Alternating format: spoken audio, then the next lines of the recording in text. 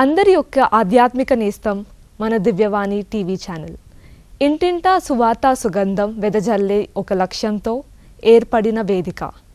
మరి ఈ ఛానల్ ఒక ప్రస్థానం, నడిపించే విధానం, ఎదుర్కొనే సవాళ్ళ గురించి తెలియజేయడానికి ఈరోజు మనతో Divyavani social communications CEO garu reverend father doctor I Lourdraj SJ garu మనతో ఉన్నారు.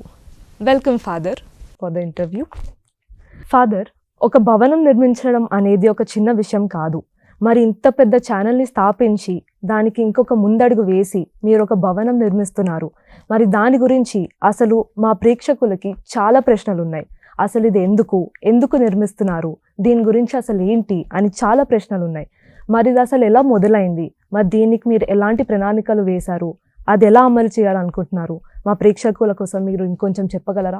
భవనం నిర్మించే దాన్ని గురించి చెప్పాలంటే అది ఒక ఛాలెంజ్. ముఖ్యంగా ఇంతకుముందు ఉన్న CEO ఒక ప్రణాళికను మన ముందు ఉంచారు. ఇంతకుముందు 4 బిల్డింగ్స్ ఉండేది. తర్వాత నేను వచ్చిన తర్వాత ఇవన్నీ కూడా స్టడీ చేశాను అన్నమాట.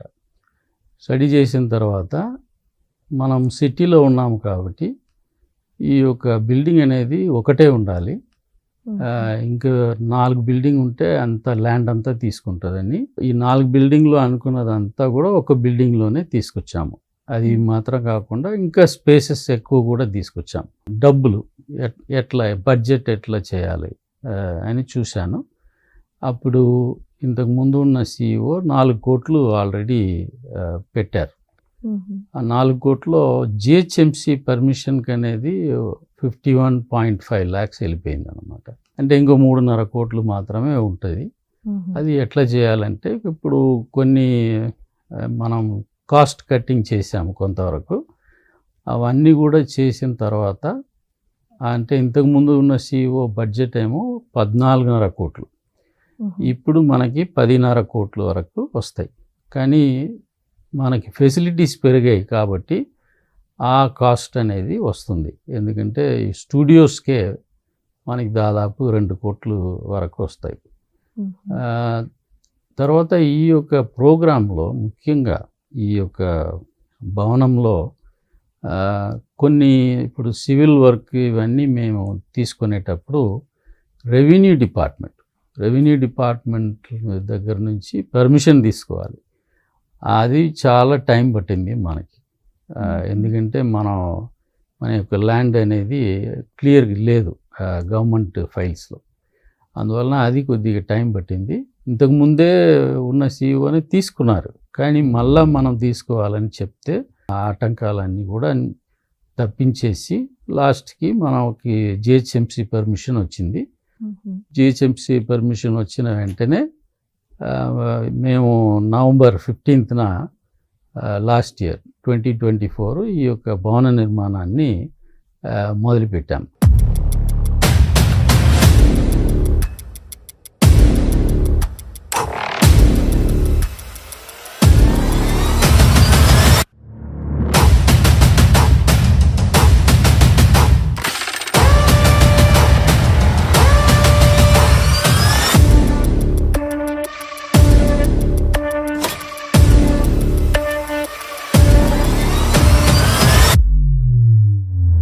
దీంట్లో చాలామంది యొక్క సహాయం అనేది అవసరం. అందరూ సహాయం చేస్తేనే ఇట్లా మనం ఒక బిల్డింగ్ అనేది కట్టేది ఈజీ అవుతుంది. అందువలన మనకి ఫస్ట్ ప్లాన్ అనేది మనం వేసినప్పుడు మహాగణతో వహించిన ఉడుమల బాలా గారు అప్పుడు మనకి చైర్మన్గా ఉన్నారు. ఆయనే ఈ యొక్క ప్లాన్ తర్వాత బడ్జెట్ ఇవన్నీ కూడా ఆయనే శాంక్షన్ చేశారు. కాబట్టి ఆయనకి మొట్టమొదట వందనాలు చెల్లించాలి. ఆయనకి తర్వాత బిషప్ జయరావు వచ్చారు. బిషప్ జయరావు వచ్చిన తర్వాత ఈ నిర్మాణం అనే దాన్ని మేము కొనసాగాం. మరి ఈ భవన నిర్మాణంలో ఆ ఒక్క బిల్డింగ్లో అసలు ఏమేమి ఇంక్లూడెడ్ ఉన్నాయి, అసలు అందులో స్టూడియోస్ కానీ అడ్మినిస్ట్రేటివ్ ఆఫీసెస్ కానీ ఏమేమి ఇంక్లూడెడ్ ఉన్నాయి, మన ప్రేక్షకులు అక్కడ ఏం ఎక్స్పెక్ట్ చేయొచ్చు, ఏం ఆశించవచ్చు ఆ బిల్డింగ్లో? ఈ బిల్డింగ్ అనేది G+3 అంటే గ్రౌండ్ ఫ్లోర్ కాకుండా ఇంకో 3 ఫ్లోర్స్ వస్తాయి అన్నమాట. మొత్తం మీద ఇది 40,300 square feet. First ground floor మొత్తం స్టూడియోస్. అంటే మనం ఎంటర్ అయిన వెంటనే ఒక పెద్ద లాబీ ఉంటుంది. ఆ లాబీ పక్కనే 2 రూమ్స్ ఉంటాయి. ఆ 2 రూమ్స్ మనకి ప్రమోషన్స్ వాళ్ళు కూర్చుంటారు. ఇంకే మన బుక్స్ ఇవన్నీ కూడా అక్కడ డిస్ప్లే చేయడానికి వీలు పడుతుంది. పెద్ద లాబీ అంటే ఆల్మోస్ట్ 40x30 డైమెన్షన్లో ఉంటుంది అన్నమాట. ఇది కాకుండా మనకి 3 గ్రీన్ మ్యాట్ స్టూడియోస్. ఇప్పుడు మనం కేవలం ఒకటే వాడుతున్నాం. సేమ్ టైం 3 ప్రీచ్ చేయాలంటే, వచ్చి ప్రోగ్రామ్ చేసుకోవాలంటే చాలా కష్టంగా ఉంది. అందువలన ఇప్పుడు ఏమవుతుంది, 3 స్టూడియోస్ ఉన్నాయి కాబట్టి 3 different people can do same time. ఒకేసారి 3 కూడా వాళ్ళు షూట్ చేయొచ్చు. ఈ 3 గ్రీన్ మ్యాట్ స్టూడియో కాకుండా చాపల్ అనేది ఒక సెపరేట్ ఎంటిటీ, అంటే సెపరేట్గా ఉంటుంది. అక్కడ అది కూడా స్టూడియో కాబట్టి మేము బయట నుంచి పాళయంగొట్టై డైసిస్ నుంచి ఒక ఫాదర్, రాబిన్ అనే అతని ఫాదర్ని తీసుకొచ్చాము. ఆయన ఎంటెక్ చదివాడు, స్ట్రక్చరల్ ఇంజనీర్. ఇప్పుడే దాదాపు ఒక 50 వర్క్స్ చేశాడు కాబట్టి ఆయన తీసుకొచ్చి ఈ చాపల్ కన్స్ట్రక్షన్లో, ముఖ్యంగా చాపల్ అనేది మోడర్న్గా ఉండొచ్చు, కానీ మన ఛానల్ అనేది తెలుగు కథోలిక బిషప్ల యొక్క సమాఖ్య ఉంది, వాళ్ళు రన్ చేస్తున్నారు కాబట్టి ఇది అఫీషియల్ ఛానల్. అందువల్ల మనకి కొన్ని ట్రెడిషనల్ ఫ్యాక్టర్స్ ఉండాలి. ఎందుకంటే ప్రతి ఒక్కరు కూడా ఈ దివ్యవాణిలో జరిగే పూజను, అట్లా చేపలు ఎట్లా ఉందో అవన్నీ కూడా వాళ్ళు ఇంటర్ప్రెట్ చేస్తారు రేపు. అందువలన ఇవన్నీ కూడా కరెక్ట్గా ఉండాలంటే ఒక ప్రీస్ట్ ఇన్వాల్వ్ అవ్వాలి. ఆయన ఇంతకుముందు వేరే చోట చేసినట్టు కూడా ఇక్కడ చేయవచ్చు అని చెప్పి మనం తెప్పించాం. సో ఈ చాపల్ అనేది చాలా ముఖ్యమైనది. ఒక పెద్ద టాబర్నకల్ ఉంటుంది, 4 స్టాచ్యూస్ ఉంటాయి, ఆల్టరు, 2 ఆంబోలు, ఇవన్నీ కూడా తయారు చేశారు. ఇప్పుడు చాపల్ని మనం స్టూడియో లాగా వాడుకుంటాము. అదేవిధంగా మైక్రోఫోన్స్ కానీ అవన్నీ కూడా అండర్ గ్రౌండ్లోనే ఇచ్చామన్నమాట. పైన ఏ వైర్స్ కూడా కనిపించదు, కేవలం ప్లగ్ అండ్ ప్లే మాత్రం ఉంటుంది అన్నమాట. తర్వాత వస్తే ఒక సౌండ్ స్టూడియో. ఇంతకుముందు మనకి ఇక్కడ సౌండ్ స్టూడియో లేదు, ఇప్పుడు ఒక సౌండ్ స్టూడియో క్రియేట్ చేస్తున్నాము. ఈ సౌండ్ స్టూడియో అనేది 2 రూమ్స్ ఉంటాయి. దీంట్లో ఒక రూమ్లో ఏమో ఎక్విప్మెంట్ ఉంటాయి, ఇంకో రూమ్లో ఏమో రికార్డింగ్ అనేది జరగవచ్చు. తర్వాత పీసీఆర్ కంట్రోల్ రూమ్. స్టూడియోస్ మొత్తం కూడా కంట్రోల్ చేసేది ఈ పీసీఆర్. దీంట్లో కూడా కొన్ని స్టోరేజ్ కోసం కొన్ని కబోర్డ్స్ క్రియేట్ చేయడం జరిగింది. ఈ పీసీఆర్ కాకుండా పెద్ద స్టూడియో ఫ్లోర్, అంటే మామూలుగా మనం స్టూడియో అంటే ఒక 11 ఫీట్లో 12 ఫీట్లో అనుకుంటాము. ఇదేమో 24 ఫీట్లు హైట్ ఉంటాయి. అప్పుడు ఏమవుతుందంటే లైట్స్ ఇవన్నీ మనం పెట్టినప్పుడు ఆ బీమింగ్, ఒకవేళ మనం స్మోక్ మెషిన్ వాడితే అది దానికి ఆ లైన్ ఆఫ్ రేస్ ఇవన్నీ కూడా మనం క్యాప్చర్ చేసుకోవచ్చు. అది మాత్రం కాకుండా పైనుంచి లైటింగ్ చేసినప్పుడు మనకి 3 పాయింట్ లైటింగ్ అనేటప్పుడు కరెక్ట్గా ఆ 3 పాయింట్స్ మనకి దొరుకుతుంది. రేపు మనం ఎవరికైనా చెప్పాలంటే, టీచ్ చేయాలంటే దాన్ని చూసి వాళ్ళకి చెప్పవచ్చు. ఇది మాత్రం కాకుండా లైట్స్, ముఖ్యంగా మనకి ఈ కలర్ లైట్స్, 4 కలర్ లైట్స్ వాడతాం. మామూలుగా RGB, వైట్ కూడా ఉంటుంది. సో ఈ లైట్స్ని ఒక మెషిన్ ద్వారా మనం కంట్రోల్ చేస్తాం. దాదాపు 512 లైట్స్ దీంట్లో కంట్రోల్ చేసుకోవచ్చు. సో దీనివల్ల మనకి లాభం ఏంటి అంటే, మనం వాడతాము, అది మనము వాడతాము, బయట వాళ్ళకు కూడా మనం ఇచ్చుకోవచ్చు. దానివల్ల మన ఛానల్కి కొంతవరకు ఇన్కమ్ కూడా రావచ్చు. సో ఇది కాకుండా 2 మేకప్ రూమ్స్ ఉంటాయి. సో ఈ 2 మేకప్ రూమ్స్లో ఒకటేమో ఆడవాళ్ళకి, ఇంకోటేమో మగవాళ్ళకి. ఆర్టిస్టులు వాళ్ళు అక్కడ ఫ్రీగా వాళ్ళు మేకప్ చేసుకోవచ్చు. అది అటాచ్ టాయిలెట్స్ కూడా ఉంటాయి అక్కడ. సో ఫాదర్ మీరు చెప్పినట్టుగా ఇప్పుడు గ్రౌండ్ ఫ్లోర్లో మేకప్ రూమ్స్ అని చెప్పారు, ప్రమోషన్స్ ఆఫీసెస్ అని చెప్పారు. సో ఇప్పుడు ఇది ఒక నెక్స్ట్ లెవెల్ ఆఫీస్ లాగా ఉండబోతుంది. సో 3 స్టూడియోస్ అని కూడా అన్నారు. సో స్టూడియోస్లో సైమల్టేనియస్లీ షూటింగ్స్ జరుగుతూ ఉంటాయి. మరి షూటింగ్స్ కాకుండా మరి వేరే విధంగా నెక్స్ట్ ఏమేమి ఉండబోతున్నాయి ఈ బిల్డింగ్లో, నెక్స్ట్ ఫ్లోర్స్లో? ఫస్ట్ ఫ్లోర్లో మనకి వెళ్ళిన వెంటనే ఫస్ట్ ఆన్ ద లెఫ్ట్ ఏమో చైర్మన్స్ ఆఫీస్ ఉంటుంది. చైర్మన్స్ ఆఫీస్ తర్వాత మీకు సెక్రటరీస్ ఆఫీస్, మనకి ఫినాన్స్ సెక్రటరీస్ ఉన్నారు, కంపెనీ సెక్రటరీస్ ఉన్నారు, తర్వాత సోషల్ మీడియా మేనేజర్ వాళ్ళు ఆ రూమ్లో ఉంటారు. ఇంకా మనం ఒకవేళ ఇంకా ఇద్దరిని పెట్టుకోవాలంటే కూడా అక్కడ ఐదుగురు కూర్చోవచ్చు. వాళ్ళకి తగిన స్టోరేజ్ కూడా అక్కడే మనం తయారు చేయడం జరిగింది. తర్వాత సిఇఓస్ ఆఫీస్ ఉంటుంది, దానికి ఒక వెయిటింగ్ రూమ్ ఉంటుంది. పక్కనే బోర్డ్ రూమ్ అనేది వస్తుంది. బోర్డ్ రూమ్ చాలా ముఖ్యం. చైర్మన్ వచ్చినప్పుడు కానీ, సిఇఓ కానీ, program director on daily basis ఆ రూమ్ వాడుకోవచ్చు అన్నమాట. మీటింగ్స్ కోసం వాడుకోవచ్చు. ఏమైనా రివ్యూ చేయాలంటే అక్కడ రూమ్ అనేది చాలా it will be all done. అవి కాకుండా స్టాఫ్కి ఒక డైనింగ్ రూమ్ ఉంటుంది. లైబ్రరీ కూడా క్రియేట్ చేస్తున్నాము. ఇంతకుముందు మనకి లైబ్రరీ అని స్పెషల్గా స్పేస్ అనేది లేదు, ఎప్పుడు లైబ్రరీ ఒకటే వస్తుంది. అది కాకుండా ఎంసీఆర్ రూము ఆ ఫస్ట్ ఫ్లోర్లోనే వస్తుంది. అదే చాలా ఇంపార్టెంట్ మనకి. ఇవన్నీ కేబులింగ్ కూడా మొత్తం కూడా మనకు అయిపోయినాయి. ఆ కేబులింగ్ తోటి మనకి ఆ ఎంసీఆర్ అనేది ఆ సర్వర్స్ అవన్నీ కూడా మనం పెట్టేస్తే మనం బ్రాడ్కాస్ట్ చేసుకోవచ్చు. అవి కాకుండా 6 ఎడిటర్స్ అట్ ఎ టైమ్ పని చేసుకునేటట్టు మనకి అక్కడ స్పేస్ వస్తుంది. ఇంకా 2 గ్రాఫిక్ డిజైనర్స్ కూడా అక్కడే కూర్చుంటారు. మొత్తం 8. కాకపోతే ప్రొవిజన్ అనేది 10 మందికి ఇచ్చాము అక్కడ. అవి కాకుండా ఎంసీఆర్లో కూర్చొని ఆ టెలికాస్ట్ మానిటర్ చేసే వాళ్ళు ఉంటారు, వాళ్ళు కూర్చోటానికి కూడా స్పేసెస్ 3-4 టెలివిజన్ సెట్స్ కూడా ఉంటాయి అక్కడ. అందువలన అక్కడ మొత్తం కంజెస్టెడ్గా ఇంతకుముందు ఉండేది, ఇది కొద్దిగా స్పేషియస్గా మనం క్రియేట్ చేసాము. ఇవి కాకుండా ప్రోగ్రామ్ డైరెక్టర్ ఆఫీస్ ఉంటుంది, ఆయన స్టాఫ్, క్వాలిటీ కంట్రోల్ స్టాఫ్ కూర్చోటానికి, తర్వాత ప్రమోషన్స్ వాళ్ళు ఉంటారు, వాళ్ళు కూడా కూర్చోటానికి అక్కడ స్పేస్ అనేది మనం క్రియేట్ చేసాము. ఇంకొక స్పేస్ ఏంటంటే ప్రొడ్యూసర్స్ కూర్చుంటారు, ప్రోగ్రామ్ ప్రొడ్యూసర్స్. అందువలన ప్రతి పని కూడా మనకి ఆఫీస్ పని అనేది కేవలం ఫస్ట్ ఫ్లోర్లోనే జరుగుతుంది అన్నమాట. అందువలన ఆఫీస్కి వచ్చేవాళ్ళు ఫస్ట్ ఫ్లోర్కి వచ్చి ఫస్ట్ ఫ్లోర్ నుంచే వెళ్ళిపోవచ్చు. మొత్తం ఒకటే చోట ఉండేలాగా ప్లాన్ చేస్తున్నారు. మీరు అందరూ ఒకటే చోట ఉన్నారు అని, మరి లైబ్రరీ కూడా స్టాఫ్ కోసం అని ఇంతగా ఇన్వెస్ట్ చేస్తున్నారు. ఇదంతా వింటుంటే ఫాదర్, వేరే కమర్షియల్ స్టూడియోస్తో కంపేర్ చేస్తే మనది ఏ మాత్రం తీసిపోదు అని ప్రూవ్ చేస్తున్నారు.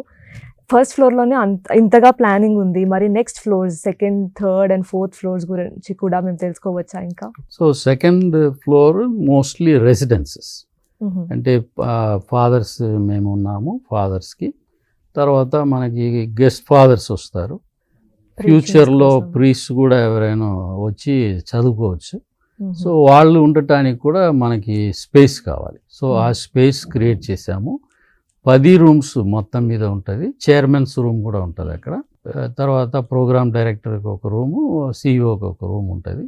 మిగిలిన 7 రూమ్స్ గెస్ట్ రూమ్ లాగా వాడుకుంటాము. ఒకవేళ వేరే ఎవరైనా వస్తే కూడా అక్కడ ఉండటానికి ప్రాబ్లం లేదు. ఇది కాకుండా మేము కొత్తగా ఇప్పుడు దీంట్లో క్రియేట్ చేసింది ఏంటంటే డార్మిటరీ ఫర్ ఆర్టిస్ట్స్. ఆర్టిస్టులు వచ్చినప్పుడు మనకి ఇక్కడ ఎక్కువ రూమ్లు లేవు, అందువలన మనం చాలా కష్టపడ్డాము. ఇప్పుడు ప్రతి రూమ్లో, ప్రతి డార్మిటరీలో కూడా ఒక 12 మంది వరకు ఉండవచ్చు. అంటే 24 మంది ఉండవచ్చు, ఆడవాళ్ళు విడిగా, మగవాళ్ళు విడిగా. దానికి అటాచ్డ్ టాయిలెట్స్ ఉంటాయి, 2 టాయిలెట్స్, 2 బేదింగ్ రూమ్స్ ఉంటాయి. వాళ్ళకి డైనింగ్ హాల్ అనేది, పెద్ద డైనింగ్ హాల్ ఒకటి క్రియేట్ చేశాము. ఇవి కాకుండా ఫాదర్స్ కూడా ఒక డైనింగ్ హాల్ ఉంటుంది. తర్వాత కిచెన్ చాలా పెద్ద కిచెన్. ఎందుకంటే మనం ఒకే టైంలో ఒకవేళ 50 మంది ఆర్టిస్టులు వస్తున్నారంటే వాళ్ళు ఉండటానికి, వాళ్ళు తినటానికి అవన్నీ కూడా మనం తయారు చేసాం. సో ఇది 2nd ఫ్లోర్ బేసికలీ రెసిడెన్సెస్. తర్వాత ఫాదర్స్కి అటు మన ఆర్టిస్టులు ఒకవేళ వచ్చి ఉంటే కూడా అక్కడ ఒక సెపరేషన్ ఉంటుంది, ఒక డోర్ ఉంటుంది. అందువలన ప్రైవసీ అనేది ఇద్దరికి ఉంటుంది, అటు ఆర్టిస్టులకు ఉంటాయి, ఇటు ఫాదర్స్ కూడా ఉంటాయి. ఓకే, సో దూరం నుంచి వచ్చే ఆర్టిస్టులందరికీ కంఫర్టబుల్గా ఉండేటట్టు వసతి ఉంటుంది. సో ఆ ఫ్లోర్లో మొత్తం వాళ్ళకి ఎలాంటి అకామిడేషన్ అయినా. ఓకే, మరి next floor father, third floor? Yeah, third floor is something different. ఈ థర్డ్ ఫ్లోర్ అనేది ఇంతకు ముందు ప్లాన్లో లేదు, తర్వాత మనం టీసీవీసీ అప్రూవ్ చేశారు. ఈ third floor basically 4 class rooms ఉంటాయి. అంటే 4 పీజీ డిప్లొమా కోర్సెస్ మనం జరుపుకోవచ్చు అక్కడ. ప్రతి కోర్స్కి 30 to 40 స్టూడెంట్స్ ఉండేలాగా మనం తయారు చేసాము ఆ రూమ్స్ని. అది కాకుండా ఒక డైరెక్టర్స్ ఆఫీస్ ఉంటుంది, వాళ్ళకి చిన్న లైబ్రరీ ఒకటి ఉంటుంది, ఒక థియేటర్, తర్వాత ఆఫీసెస్ ఫర్ స్టాఫ్. ముఖ్యంగా మనకి స్టాఫ్ అనేవాళ్ళు బయట నుంచి వస్తారు, అందువల్ల వాళ్ళు ఉండటానికి స్థలం అనేది ఉండాలి. దాన్ని మనం పక్కన ఒక చిన్న బిల్డింగ్ ఒకటి ఉంటుంది.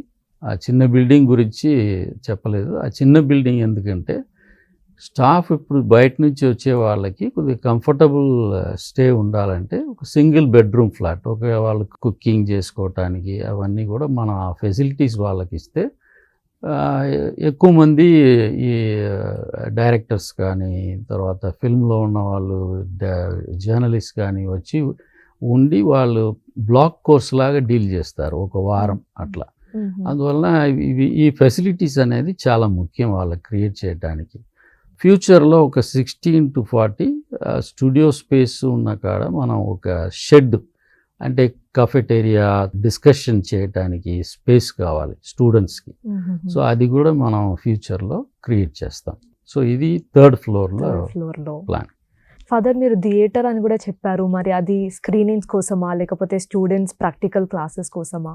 థియేటర్ అనేది మనకి మనం వాడుకోవచ్చు, అంటే ఛానల్ వాడుకుంటారు, స్టూడెంట్స్ కూడా వాడుకుంటారు దాన్ని. మనకి ఇప్పుడు ప్రోగ్రామ్స్ ఉన్నాయి, ఇప్పుడు మనకి ఆ ఫెసిలిటీ అనేది పెద్దగా లేదు. సో ఆ ఫెసిలిటీ మనం క్రియేట్ చేయబోతున్నాం. అప్పుడు మనకి సౌండ్ ప్రొడక్షన్ ఇవన్నీ కూడా మనకి క్లారిటీ ఉంటుంది. అప్పుడు మనం professionally we will take forward the channel. So father, మీరు ఇందాక పీజీ డిప్లొమా కోర్సెస్ గురించి చెప్పారు, వివరంగా ప్రతి ఫ్లోర్ గురించి చెప్పారు. First of all congratulations for that father, it's a very big plan, thank you for that as well. So ఇప్పుడు ముందుకు వెళ్తుంటే మీరు ఆ కోర్సెస్ గురించి చెప్పారు కదా, మరి దాని గురించి ఇంకొంచెం తెలుసుకోవచ్చా? ఎందుకంటే దివ్యవాణి ఇప్పటి వరకు ప్రొడక్షన్లో మాత్రమే ఉంది, కానీ ఇప్పుడు శిక్షణకి దీనికి సంబంధం ఏంటి, దాని గురించి ఇంకొంచెం తెలుసుకోవచ్చా? శిక్షణ అనేది చాలా ముఖ్యం. ఇప్పుడు మన దగ్గర ఉన్న కెమెరామెన్లే వాళ్ళు అఫీషియల్గా ఎక్కడ కోర్స్ ఏమీ చేయలేదు. అంటే మెకానికల్గా నేర్చుకోవడం ఒకటి, లిటరరీగా నేర్చుకోవడం ఇంకొకటి. లిటరల్ అంటే వాళ్ళు బుక్లో ఏముందో అవి నేర్చుకొని ఆ యొక్క స్కిల్, వాళ్ళు నేర్చుకునే స్కిల్స్ని ప్రాక్టికల్గా వాడుకునేది అనేది అది వేరు. ఇప్పుడు ఈ మొట్టమొదటగా మనం ఫిల్మ్ అండ్ టెలివిజన్ కోర్స్ అనేది ఇంట్రడ్యూస్ చేస్తున్నాం. ఇప్పుడు మన ఇద్దరు, ఒక ఫాదర్ ఏమో ట్రైన్ అయ్యి వచ్చారు బాంబేలో, ఇంకో ఫాదర్ ట్రైన్ అవుతున్నారు. మనం అనుకునేది ఏంటంటే ఈ ట్రైనింగ్కి దాదాపు ఒక 10 lakhs అవుతుంది ఒక్కొక్క ఫాదర్కి. సో మనం ఇక్కడ తీసుకొస్తే ఆ ఫాదర్లు ఉంటారు, స్టూడెంట్స్ అంటే మన కథోలిక యువకులు కూడా ఉంటారు దాంట్లో. సో ఫిల్మ్ అండ్ టెలివిజన్ అనేది చాలా టాప్ కోర్స్ అన్నమాట. బాంబేలో జేవియర్ ఇన్స్టిట్యూట్ ఆఫ్ కమ్యూనికేషన్స్ వాళ్ళు దాన్ని నిర్వహిస్తున్నారు. మనందరికీ తెలియాలి, ఇది జేవియర్ ఇన్స్టిట్యూట్ ఆఫ్ కమ్యూనికేషన్స్ అనేది number 1 in India. Among the private colleges which offer mass communication courses offer చేసే దాంట్లో వాళ్ళే నంబర్ 1. అందువలన వాళ్ళతో కూడా MOU తొందరగా మనం సైన్ చేస్తున్నాము.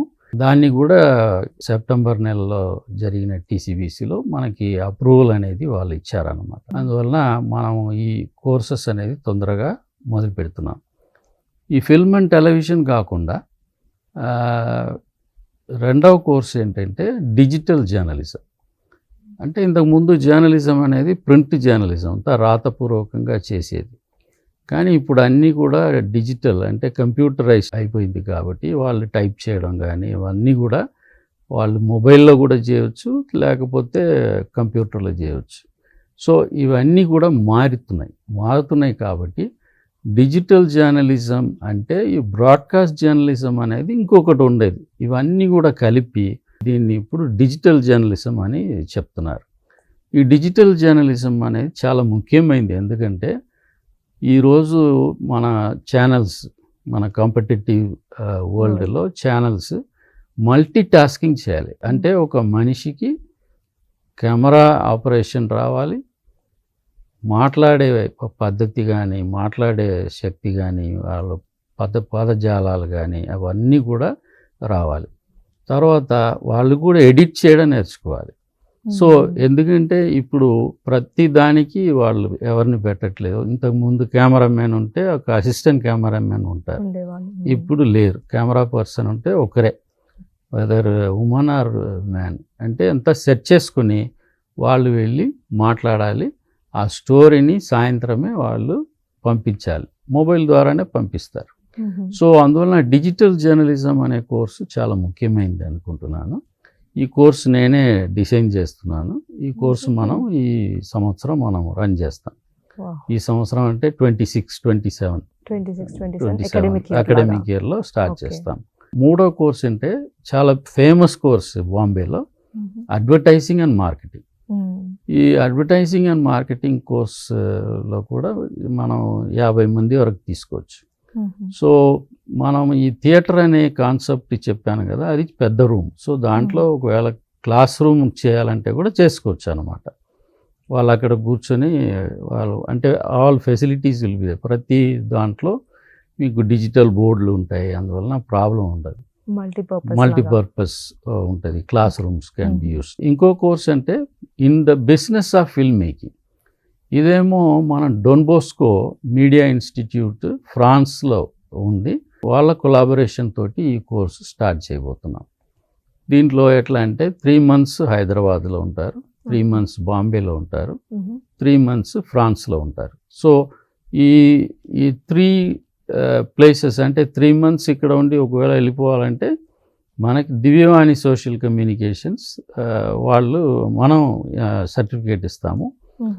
బాంబే నుండి వెళ్ళిపోవాలంటే బాంబే వాళ్ళు ఇచ్చేస్తారు. ఫ్రాన్స్కి వెళ్తే మాత్రం ఫ్రాన్స్ సర్టిఫికేషన్ ఉంటుంది, జేవియర్ ఇన్స్టిట్యూట్ ఆఫ్ కమ్యూనికేషన్స్ వాళ్ళ సర్టిఫికేషన్ కూడా ఉంటుంది అనమాట. సో అందువల్ల ఈ 4 కోర్సెస్ అనేది మనము మొదలు పెట్టబోతున్నాము. ఇది ఎందుకు చాలా ముఖ్యమైనదంటే ఇప్పుడు నేను రాంచీలో ఉన్నప్పుడు కేవలం ట్రైబల్స్ కోసమే నేను ఈ పీజీ డిప్లొమా కోర్సెస్ అనేది స్టార్ట్ చేశాము. స్మాల్ నంబర్ 14-20 అట్లనే స్టూడెంట్స్ వచ్చేవాళ్ళు. కానీ మనం ఉండేది Hyderabad. It's a metropolitan city. One of the best cities in India is Hyderabad. అందువల్ల నాకు తెలిసినంత వరకు చాలామంది వస్తారు స్టూడెంట్స్. ఇది కూడా కొంతవరకు ఇన్కమ్ అనేది దివ్యవాణి సోషల్ కమ్యూనికేషన్స్కి వస్తుంది. కాబట్టి మనకి ఇప్పుడు బిషప్స్ సపోర్ట్ చేస్తున్నారు. మనకి ఫ్యూచర్లో మనకి ఇన్కమ్ వచ్చేటప్పుడు అది మనం తగ్గించుకుంటాం. అంటే బిషప్స్ ఇచ్చేదాన్ని మనం తగ్గించుకుంటే వాళ్ళు వేరే అపోస్టలేట్లో వాళ్ళు పెట్టుకోవచ్చు.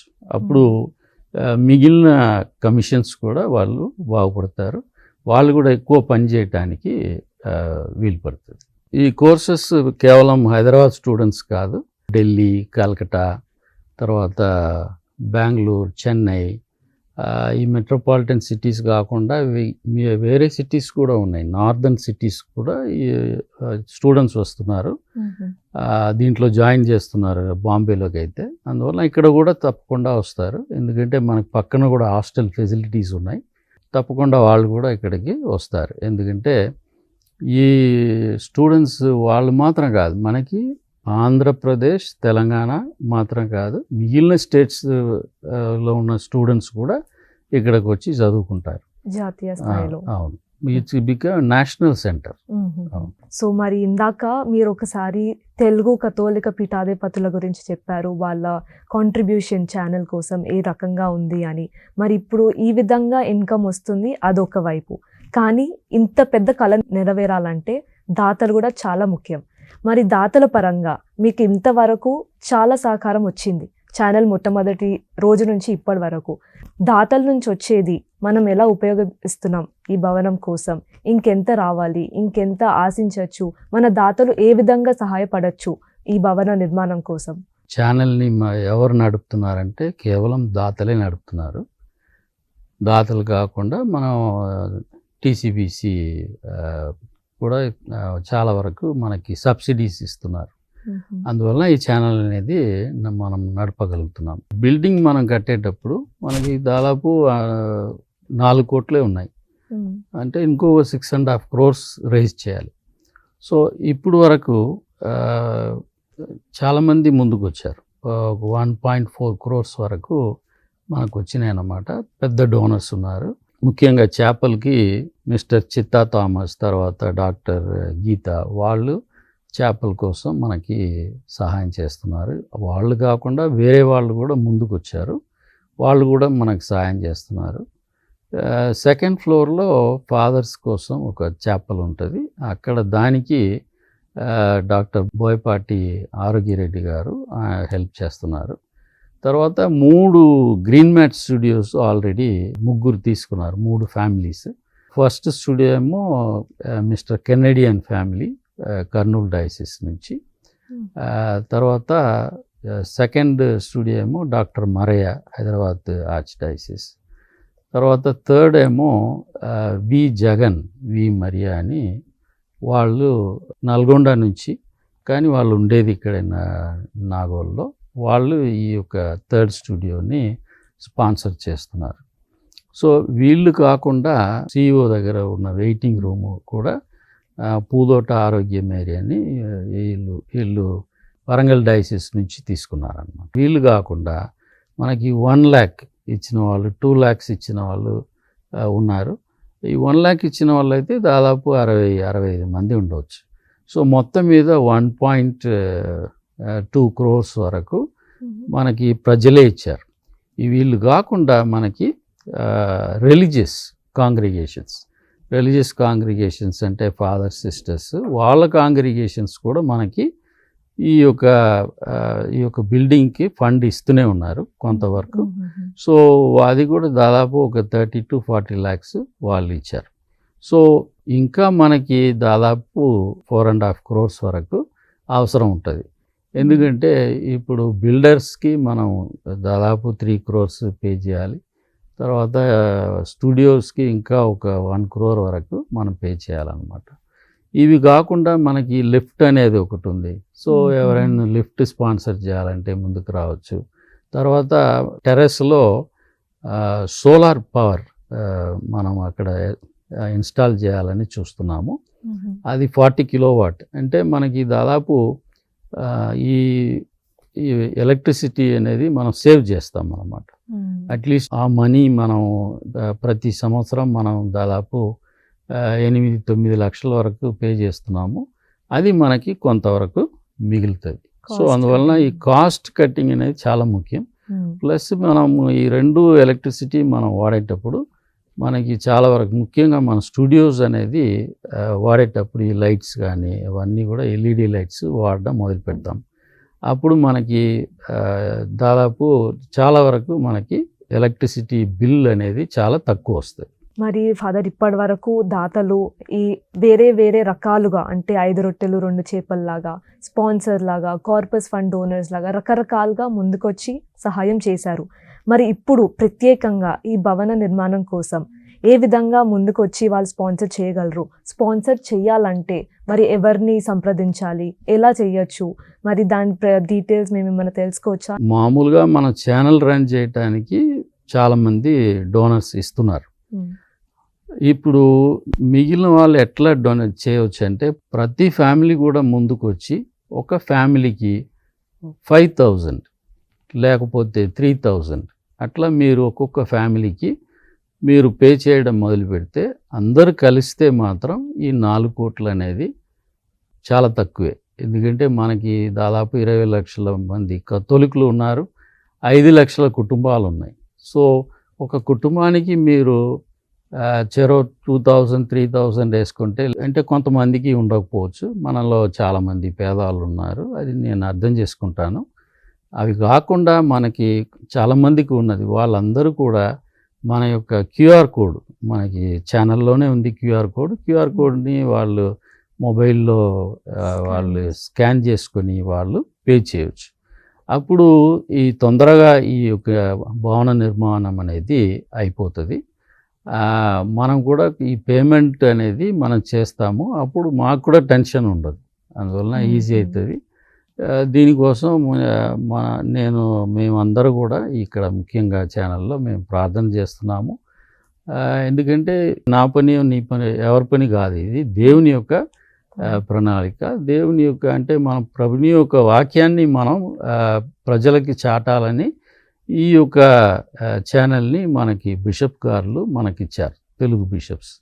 అందువలన ఇది ఎప్పుడు ఉండాలంటే కొంతవరకు మనకి ఫినాన్స్ ప్రాబ్లం ఉన్నా కూడా ఏదో కొంత అమౌంట్ ప్రతి ఫ్యామిలీ నుంచి అంటే నేను ఇది చేశానని ప్రతి వాళ్ళు కూడా చెప్పుకోవచ్చు. అప్పుడు ఈ భవన నిర్మాణం అనేది కేవలం ప్రజల యొక్క డబ్బుల ద్వారా మనము ఇది నిర్మించడం అవుతుంది. మనం అక్కడ లోన్ తీసుకొని ఇక్కడ లోన్ తీసుకొని చేయవచ్చు. కానీ నా దృష్టిలో ఈ యొక్క భవనం అనేది ఈ ఛానల్ అనేది ప్రజలు నడుపుతున్నారు. అందువలన భవనం కూడా ప్రజలే నిర్మిస్తారు. వాళ్ళ యొక్క డబ్బు ద్వారానే మనం ఈ యొక్క భవనాన్ని మనం నిర్మిస్తున్నాం. అందువలన టీవీని చూసే వాళ్ళందరూ కూడా మీరు ఏదో ఒక విధంగా మీరు సహాయం చేయటానికి దయచేసి ముందుకు రమ్మని కోరుతున్నాను. తప్పకుండా ఫాదర్, మీరు ఇదంతా చెప్తుంటే వినడానికి చాలా సులువుగా ఉంది, కానీ చేయడానికి చాలా కష్టం, చాలా కృషి ఉంది దీని వెనకాల. ఇదంతా గుర్తుపెట్టుకొని మన దాతలు తప్పకుండా వాళ్ళు ఆదరిస్తారని నమ్మకంతోనే ఉన్నాము.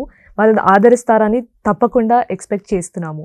సో ఫాదర్, మీరు ఇందాక చెప్పారు 2024 నవంబర్ 15న ఈ బిల్డింగ్ స్టార్ట్ అయ్యింది, దీని కన్స్ట్రక్షన్ స్టార్ట్ అయిందని చెప్పారు.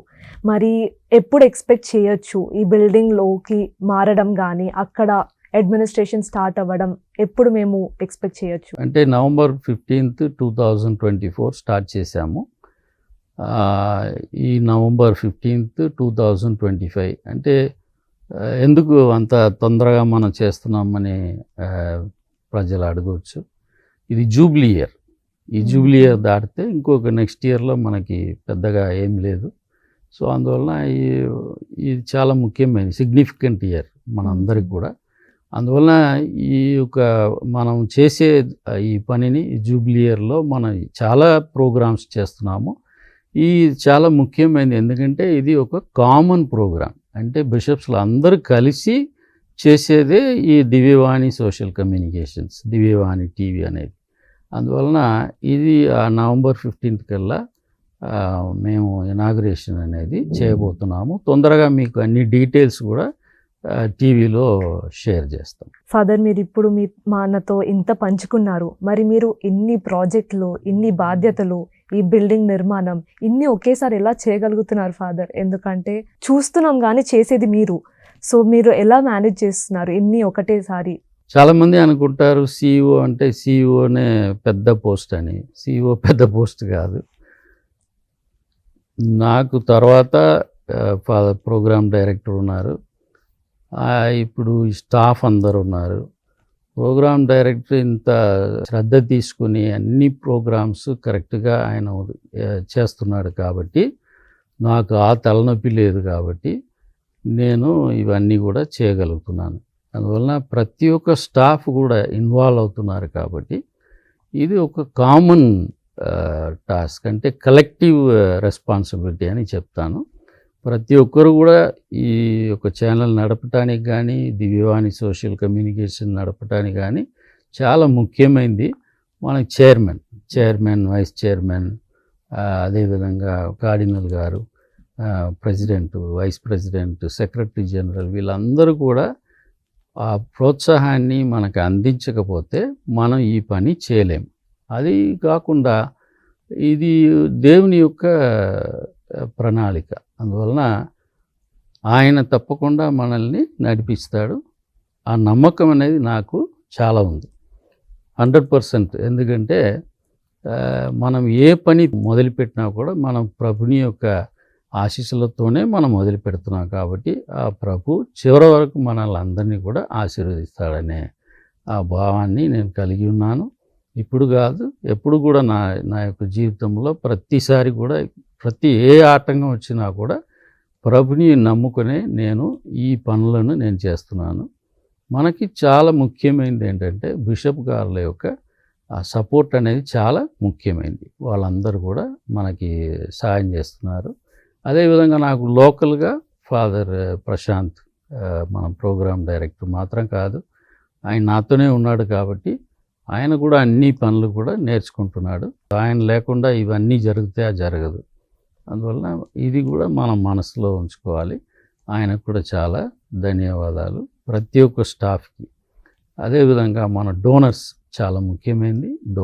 డోనర్స్ ఇంకా ఎక్కువ మంది డొనేట్ చేస్తే ఈ యొక్క ప్రోగ్రామ్ అనేది తొందరగా అయిపోతుంది. బిల్డింగ్ అది చాలా టైం పడదు. చాలామంది మనలో ఉన్నవాళ్ళు ఉన్నారు మన కథోలికల్లో, వాళ్ళందరూ కూడా ముందుకు వచ్చి ఈ యొక్క భవన నిర్మాణానికి సహాయం చేయమని నేను అర్థిస్తున్నాను. మరి ఫాదర్, దాతలకు వచ్చేసి చాలా మంది ఉంటారు, పెద్ద మొత్తంలో ఇచ్చే దాతలు, ఏదో రకంగా వాళ్ళకి తోచినంత ఇచ్చిన వాళ్ళకి మరి తిరిగి మీరేమైనా చెల్లిస్తారా వాళ్ళ ప్రేమ ఆదరణకి? ఈ స్పాన్సర్స్, ముఖ్యంగా పెద్ద స్పాన్సర్స్ అనేటప్పుడు ఇప్పుడు ఒక ఎగ్జాంపుల్, చేపలు అనేటప్పుడు చేపలకి ఒక శిలాపలకం అనేది ఉంటుంది, దాని మీద వాళ్ళ పేర్లు వస్తాయి. 1 lakh ఇస్తున్నారు కదా, ఆ 1 lakh ఇచ్చే వాళ్ళకి శిలాపలకం అనేది ఫ్రంట్లో ఉంటుంది, ఎంట్రన్స్లోనే ఉంటుంది, వాళ్ళ పేర్లు అక్కడ రాయబడతాయి. వాళ్ళ పేరు మాత్రం కాకుండా ఈ పెద్ద డోనర్స్ వాళ్ళ పేర్లు కూడా అక్కడ ఉంటాయి అన్నమాట.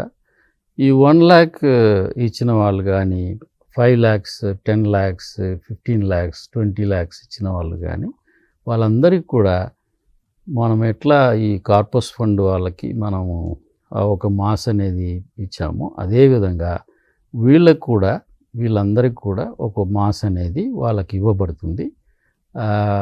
మనకి ఆఫీస్ నుంచి వాళ్ళు కాల్ చేస్తారు, ఈ 1 lakh వాళ్ళు ఇవ్వాలంటే ఇచ్చిన వెంటనే వాళ్ళు ఏ డేట్ కావాలంటే ఆ డేట్లో వాళ్ళు ఈ మాస్ అనేది పెట్టుకోవచ్చు. సో ఇది మన ఛానల్ నుంచి మనము ఇస్తున్నాము. ఫాదర్, మరి ఇంతసేపు మీరు ఇదంతా మాతో పంచుకున్నారు, థ్యాంక్ యూ ఫర్ దట్. కానీ ఇప్పుడు మన ప్రేక్షకులతో మీరు భవన నిర్మాణం గురించి కానీ దివ్యవాణి ఛానల్ గురించి కానీ ప్రత్యేకంగా ఏమైనా చెప్పదలుచుకుంటున్నారా? ఇప్పుడు మనకి దాదాపు 4.5 కోట్ల వరకు డిఫిసిట్ ఉంది. ఇప్పుడు నాకు తెలిసినంత వరకు మనలో చాలామంది ఉన్నవాళ్ళు ఉన్నారు.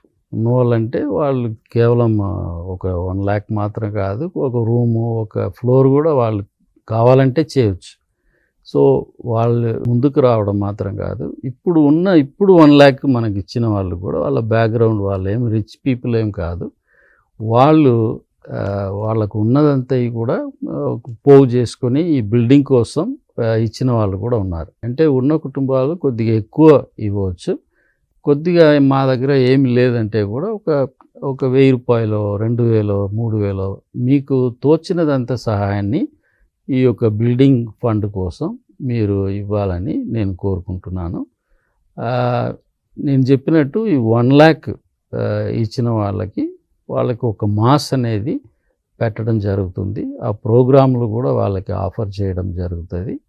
తర్వాత ఈ యొక్క శిలాపలకంలో వాళ్ళ పేర్లు ఎప్పుడు చిరకాలం నిలిచిపోయేటట్టు మేనేజ్మెంట్ డిసైడ్ చేశాం కాబట్టి మీకు అందరికి కూడా అది తెలుపుకుంటున్నాం. సో ఫాదర్, ఇంతసేపు మీ సమయానికి, మీ ఆలోచనలకి, ఈ కొత్త భవనం నిర్మాణం గురించి ఇంతగా మా ప్రేక్షకులు పంచుకున్నందుకు చాలా చాలా ధన్యవాదాలు father. Thank you so much for that.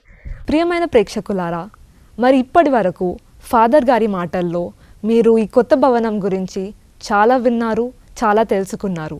మరి ఈ భవన నిర్మాణంలో మీరందరూ మాతో పాటు కలిసి నడుస్తారని, తోడ్పడతారని, దాతలుగా ముందుకొస్తారని అభిలాషిస్తూ ధన్యవాదములు.